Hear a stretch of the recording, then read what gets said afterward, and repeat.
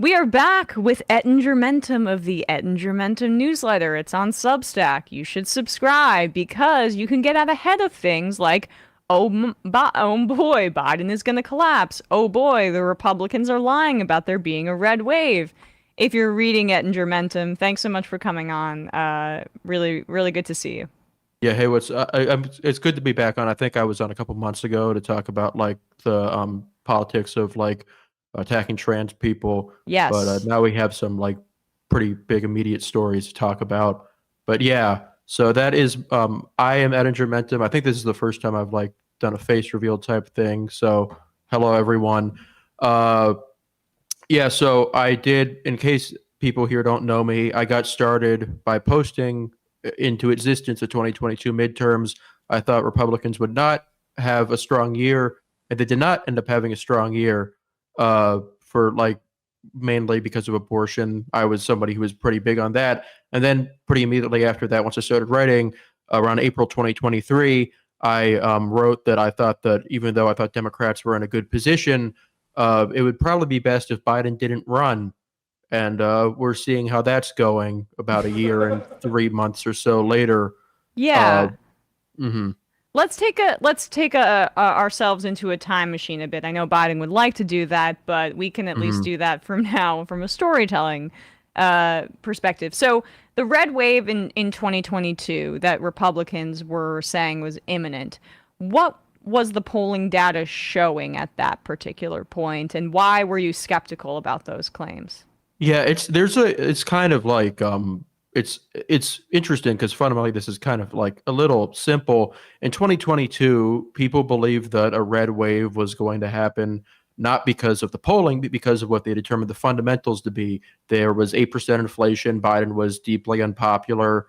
There were like overseas conflicts. Historically, that had correlated pretty strongly with the out of power party making gains in Congress and in the governorships and the state legislators.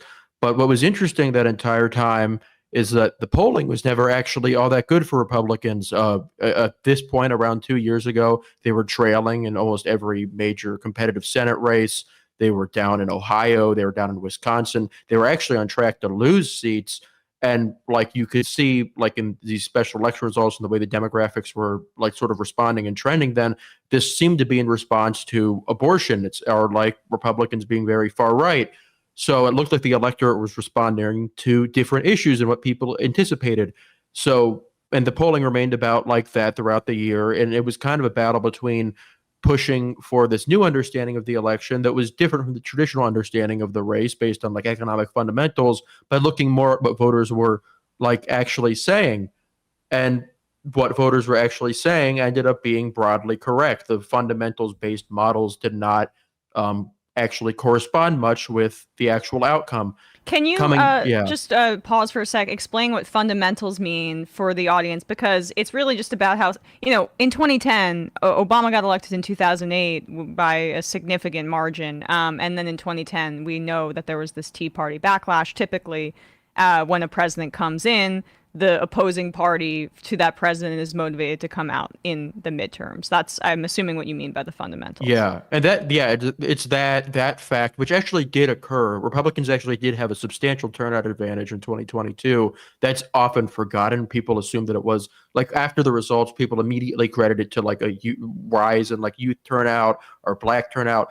Youth like Democratic turnout that year was actually quite weak. It was about as weak as you'd expect for any midterm that usually results in a wave. What happened and the reason why the results were so poor for Republicans is that Democrats did very well in terms of persuasion with this electorate that otherwise was very poor for them.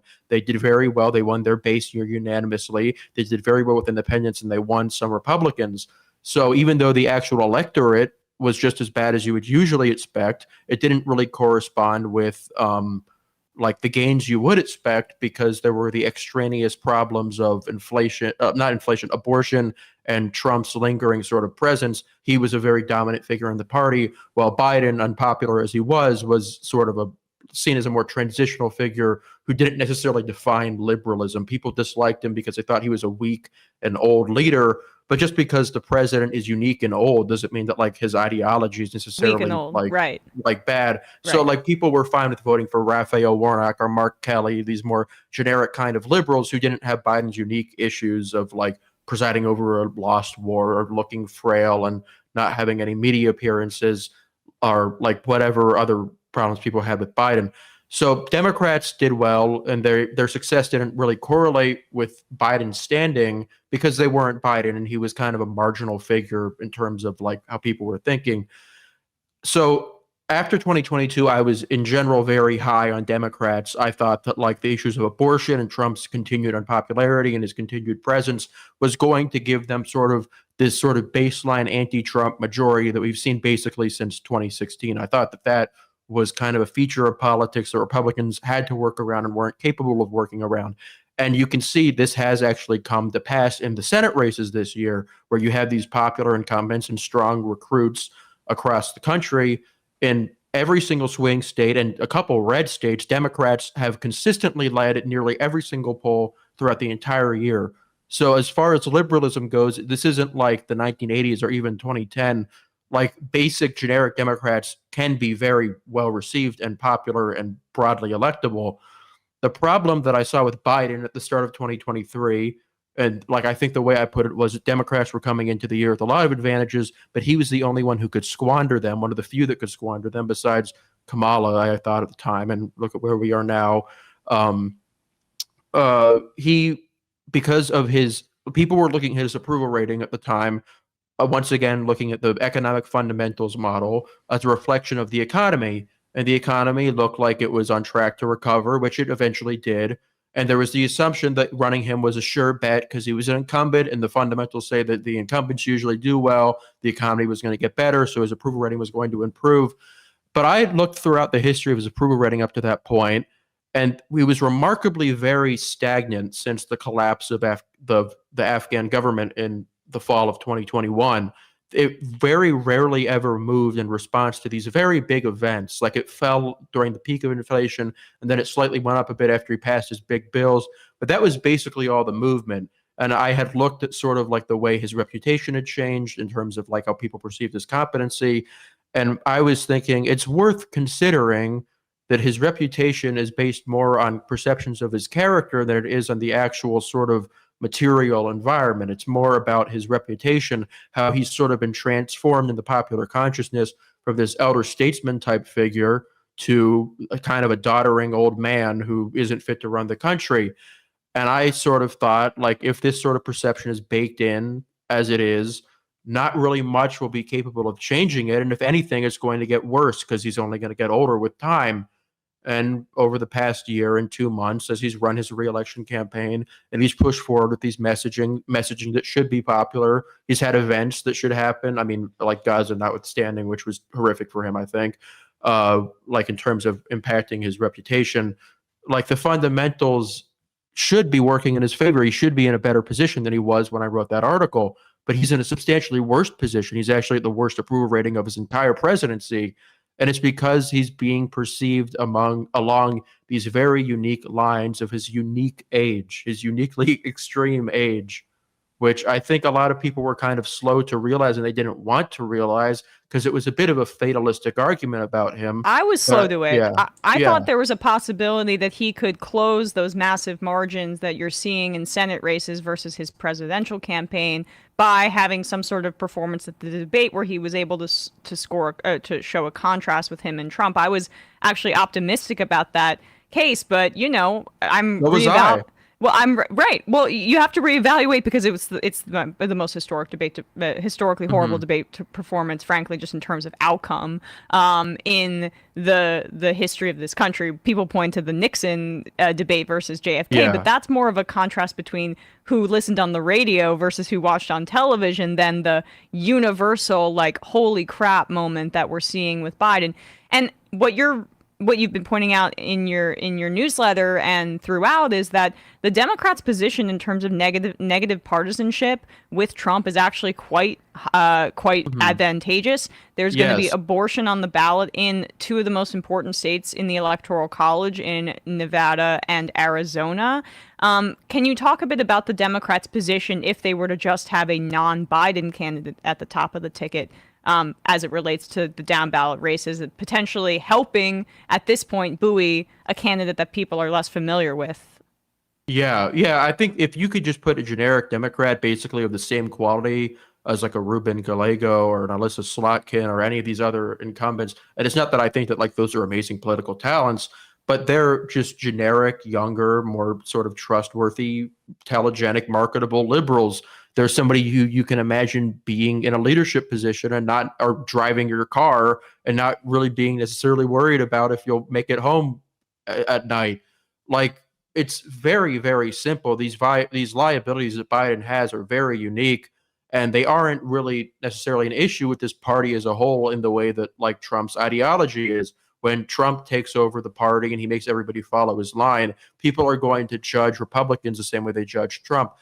Biden doesn't necessarily have that same presence. He's judged as a uniquely incapable person, like a uniquely incapable figure, like not really this somebody who represents a dangerous ideology or something that is uniquely terrifying. He's just somebody people don't think should be president. It's not that like they think that necessarily his ideas are bad. They just don't think he should be in power for 4 more years. And it's hard to say they're exactly all that wrong after seeing what we Yeah, saw last night. let's Like it's pull hard up to, yeah. this data just to augment here what you're saying. This came out this morning, ABC News, Washington Post, Ipsos. This is not, some random poll that you're seeing on the Hmm. internet. This is significant. Two-thirds of Americans in the new ABC News, Washington Post, Ipsos poll, including a majority of Democrats, say Joe Biden should step aside as his party's presumptive nominee for president. And they talk about his age. If we could show that 85% of Americans say he's too old for another term.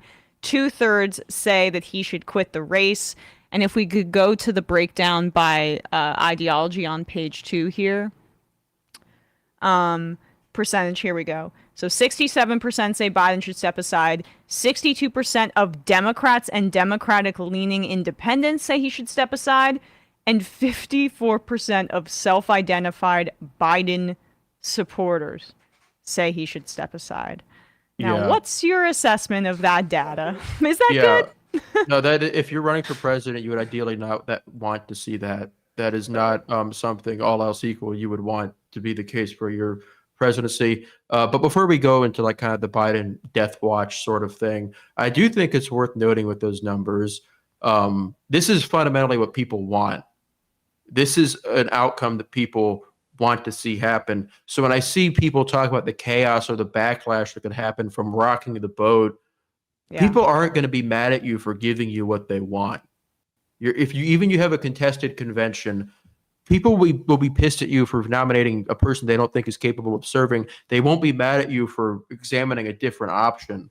So It I just, demonstrates yeah, a pliability that you need to show commitment to democracy, because even though people aren't voting and they didn't, because information was withheld from them, or things declined since basically Biden was already the presumptive nominee to a degree, that means that though they have new information, so this still demonstrates democratic responsiveness even if it's not through elections.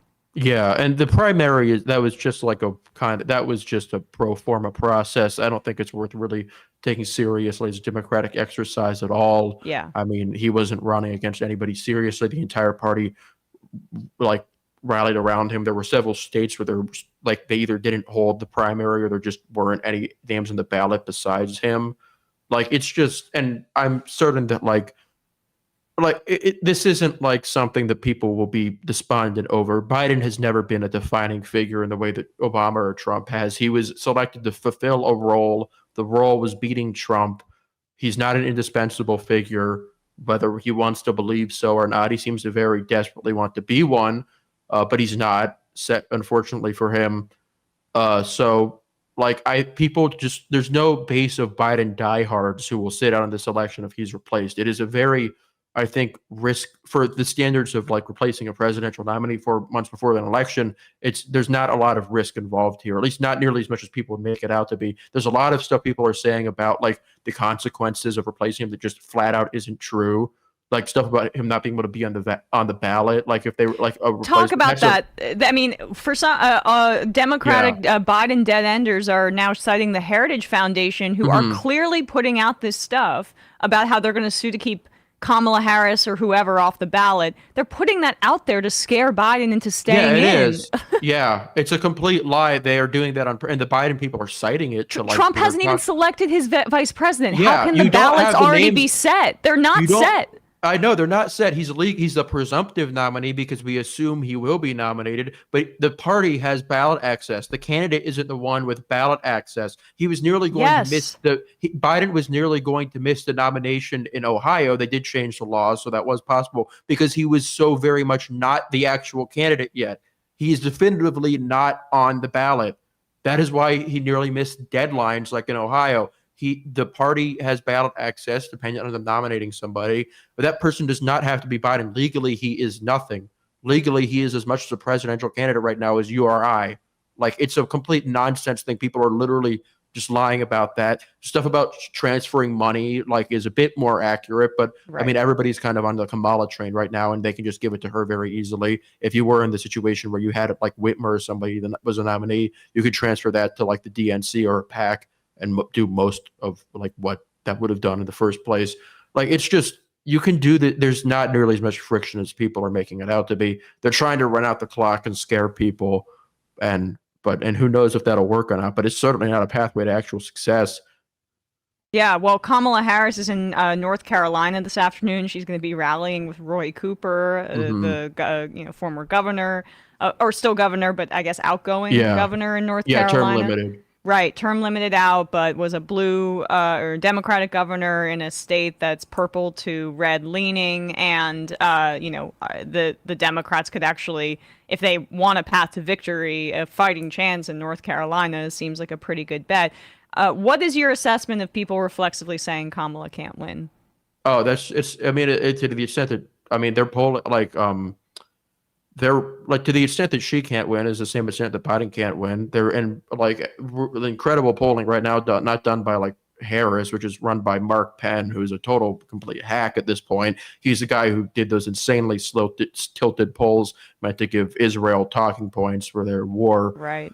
He had been like putting out polls that showed her like losing to Trump by 7. More credible polling, including some done by Split Ticket and Data for Progress, actually just yesterday, shows Biden and Harris either like statistically tied or Harris like doing better than Biden. Harris is not exactly, I wouldn't call her an ideal pick. I've always had her very low on the rankings and lists I've done. She has her own flaws. She isn't very experienced. She's never really faced a competitive race or has had to win swing voters before. She very nearly lost in California in 2010. Not an ideal person. In comparison to Biden, it would be like just leaps and bounds better because she can actually campaign. You'd be starting from the same baseline. You'd be getting far more excitement, an opportunity for a reset, like an ability to redefine the campaign around something other than Biden being legitimately too old to serve. Like, you would get a VP pick who you could inspire more confidence than Kamala does herself, somebody outside of this very unpopular administration. Like, it's just like, if you like are trying to like argue that Kamala can't win, then Biden can't win to the same exact extent, and you should be arguing for an open convention as a Hail Mary. But like, if you think that like all is lost with her, Biden is even worse. There's no argument. She hasn't started campaigning yet in earnest. The polling is going to lag. And also she has upside where the floor is still higher than Biden. Can we pull up this part of the ABC poll that just came out where it shows that, Biden is still behind Trump, and a reminder that as a rule, it appears that this is the part. This might be in the actual article, but I'm not exactly sure. It doesn't necessarily matter. I can recall it. Biden is below Trump within the margin of error. Kamala Harris is up by 3 points in this post-debate poll. That was a pop-up. And although honestly a good soundtrack to get us revved Yeah, up yeah. for Kamala Harris. Yeah, but anyway, she's up by 3 points.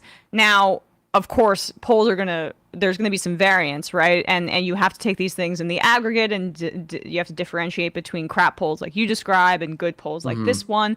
But the point is just that he the Democrats need to win by 3 to 4 points or more in the national popular vote, I think, for them to have a good chance with the Electoral College. Biden It's won by 5 points in 2020, right? 4.5, and I would say it's 4.5. gotten a little better for them. It's not near. I don't think the bar is that high because they've disproportionately lost support among demographics that don't represent swing states. Like we've seen the polls about how they've plummeted in support in New York, like only up there by in the high single digits, not doing as well in California either. So that cost them a lot of the popular vote. At the same time, they haven't lost nearly as much support in states like Michigan, Wisconsin, or Pennsylvania. So, like the kind of baseline for a national popular vote win, I think it's a bit less strict than it is for them. I think you probably want them to win by about 2 or 1.5 to win the election, which is a bit. It's a difference from 2020, which was they needed to win by nearly 4 to win, or like 3.5.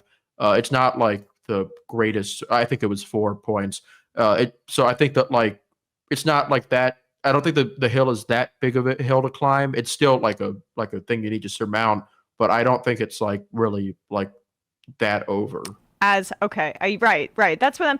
And even with Harris, if she drives turnout, the point is that Hmm. with Biden on the ticket, Democrats are poised to lose dozens of seats in the House, to set themselves back in the Senate, where if Trump is going to win, the Democrats need to at least drive turnout down ballots so that the Republicans don't Hmm. have these massive margins to do whatever the hell they want in the Senate and the Yeah, they House. could very well win the House while Trump wins. Like Right. that's an open possibility, and that could make a huge difference. Biden is putting that at In danger. jeopardy. Yeah, Right. because not only losing but losing by quite a lot. And that's why Pelosi is reportedly telling members behind closed doors that they can speak out and tell Biden to withdraw if they want to, and she may be making moves behind the scenes. It's insane that we have to rely on another octogenarian and Yeah, Chuck Schumer as well. who's technically a backbencher. Hakeem Jeffries is the fakest leader of all time. Right. She's big timing him really hard right now. Yeah. So I guess what is your assessment then of where we are right now ahead of this press conference tonight? Yeah, well, I think my kind of take on it, I'm still kind of in wait and see mode since kind of putting this out a couple of days ago, which is that Biden, from what I saw during his interview, is going all in basically on intimidation tactics, basically scaring Democrats into thinking, well, he's not going to ever drop out, and we don't want to hurt him if he doesn't drop out. So it's best to just kind of put a lid on this and just hope for the best. And like by thinking that there's nothing they could say or do that could actually get him to leave. I think that ended up scaring a lot of like kind of less politically adept members of Congress into you think I'm kind of referring to someone in particular here. You can kind of take that implication for what you will. Mm-hmm. Yeah, but like people with less good instincts from kind of like realizing that he is kind of bluffing here and saying something that's very perfunctory. Because if if he's even has a chance of staying in the race, he's going to insist that he's in it like until the moment he drops out. Like that's just the way this stuff works. So that was kind of what he was doing, and like the I think that like kind of the gambit he was making with Democrats was, well, I may have a 30% chance to win now. You may think that Kamala has a 50% chance to win or whatever, but you're never going to get her. And if you keep on saying you want to get her and trying to get me out, you're going to make it a 0% chance to win, and I'll lose, and it'll be your fault. So do what's in your power to give us the best chance of winning. The problem, and what I think he kind of kind of made a misstep in, is that he hasn't done anything to convince people that he actually has a path to victory in the first place. This isn't like an issue of like trying to get the luxury of getting like a small chance to win into a slightly larger one. As far as a lot of Democrats are rightfully concerned at this point, given like that he hasn't articulated any path to winning at all, he might as well have a 0% chance to win because he has no plan to effectively campaign. All of the reasons that he says he's going to beat Trump are just rehashings of these talking points that sound great on paper, but he's been trying to say for a full year and haven't moved the needle at all. like just going on and on about how you created 15 million jobs after COVID. Like, I mean, that, like, sure, that makes a good ad, but you've been like spending like crazy for the past, like, I don't know how many months, and it obviously hasn't improved your fortunes. And then, like, it's just like stuff like that, just reheating old talking points that failed to move the needle. And he can't articulate when he's actually speaking and campaigning, and then just saying, like, well, there was a primary, so that's it. That's not convincing people, and it doesn't provide an actual pathway to victory. So to the extent that people genuinely care about winning this election, he has done nothing to actually show them why they should actually stick with him. And I think what some Democrats are realizing as like this kind of goes forward and they kind of look into the abyss of just sticking by him, they're like, what are we actually gaining here? Like, let's say we stick by him and we try to keep him as like kind of like as little damage as possible. We don't attack him. We don't call him too old. How will that really help? Like you gave him this convention where everything's united and everybody talks about how awesome and great of a president he is. Is anybody going to believe that? Is anybody going? That's just going to hurt your credibility because you're saying something you clearly don't believe and obviously isn't true, that he's capable of serving. So I think they kind of looked at what he's actually asking them to do and how little he's actually provided, and they've realized, like, shit, like, this isn't really like a clearly safe way to go.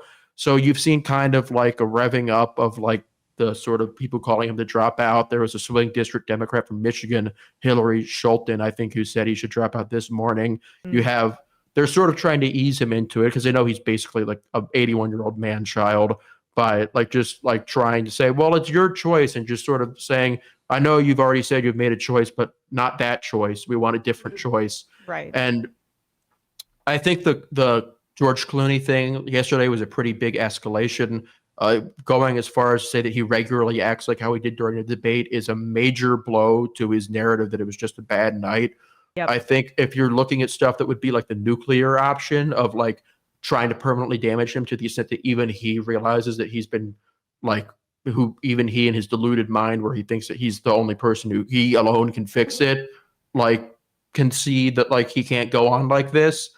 Like that would be the type of thing you're looking at. So I think there is a renewed push to actually kind of get this show on the road finally. And it's his own fault because he can't there. I mean, I would say he should give like an explanation for how he can win, but I really can't think of one. I'll do my best to think of one. I'll try to think of any precedent for somebody like turning this kind of campaign around. I've always thought he should win, but at this point, it's hard to really say what he can do.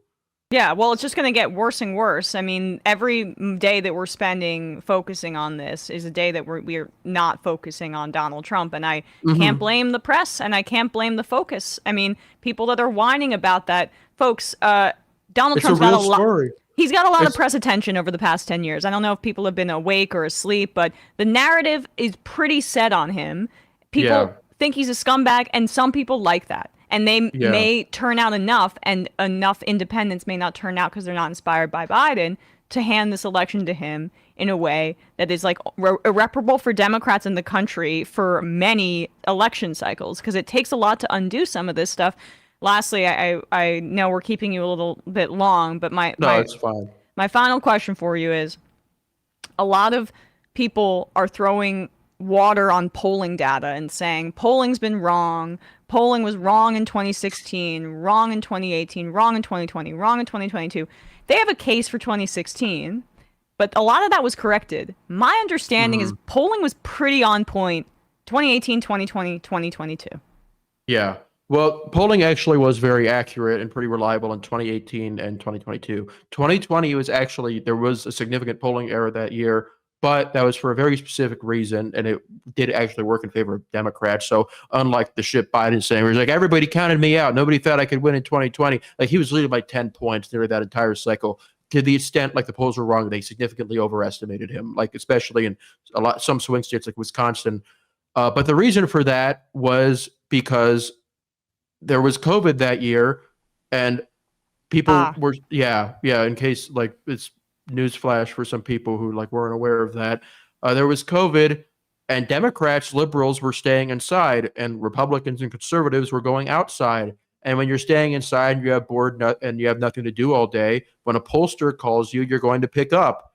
So throughout that entire cycle, and in a way that nobody really prepared or adjusted for, Democrats had a significant, and liberals in general had a significantly higher response rate to pollsters than conservatives did. And that was across all demographics, even like to the extent you had Republicans who were picking up the phone that year, they were Biden supporting Republicans. When you had independents who were picking up the phone, they were Biden supporting independents. So the unique circumstances of 2020 made it so there was a pretty large across the board bias in favor of Democrats in most state and national polling. COVID is not currently going on. It went away. So in 2022, you had similar polling. People doubted it for similar reasons. They thought there could be an error, even though the error in 2020 was very specific and was not being replicated. And it wasn't replicated in 2022 to the extent like it did happen. It's just that it overestimated Democrats earlier in the year. Like Fetterman was leading in his race by 11 points in the summer. Tim Ryan was winning in Ohio, like Mandela Barnes was winning in Wisconsin, and their leads went down as the election cycle ended. So there's no and the ultimate numbers were very accurate to reality. The national popular vote is very similar to what the polls said. The Senate races nearly all went along with polling. To the extent that there was stuff that was missed, it was that there were fake Republican polls by these right-wing firms trying to gin up donations to their candidates by presenting good polling that gave their clients fantastical leads. And that kind of did screw up the averages a bit. It was why 538 said the Republicans were favored to win at the end of the year, because they didn't select properly for these polling. But if you looked at stuff like Marist or the New York Times or these other kind of very highly rated pollsters that are all showing poor numbers for Biden now, you'd have had a very clear picture of what the actual election was. So the idea the pundits were wrong that year, some of them were wrong. I personally wasn't, and I think that Biden's in terrible shape right now. So, what do you make of that? I guess, it's just it's not a true story. The fact that Biden himself is saying it is embarrassing. It shows that he's either just flatly lying in this desperate bid to just stay on the ticket for whatever reason, or he just doesn't understand how the stuff works. Which is, he's been in politics since the Nixon administration, so he should know how it works. But it's just stuff like that is stuff that actual political professionals, including a lot of elected officials, do understand. When they see Biden saying stuff that just flatly isn't true, it doesn't earn him much favor. Absolutely. It's one thing if he's lying to the public, but if he's lying to them, that's when things start to get a little bit messy, I think. So, I mean, politicians all lie. Yeah. But nobody likes being lied to. Right.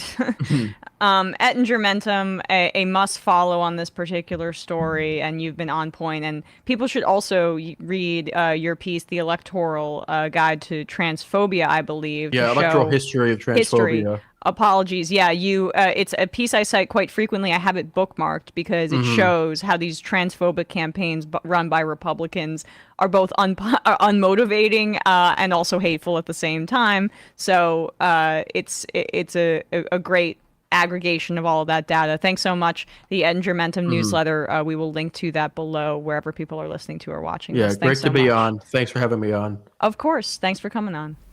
Hey, folks, don't forget to hit the subscribe button and check out our daily show. We do it every day at 12 p.m. Eastern for about 2.5 hours. We even take phone calls. You should check that out.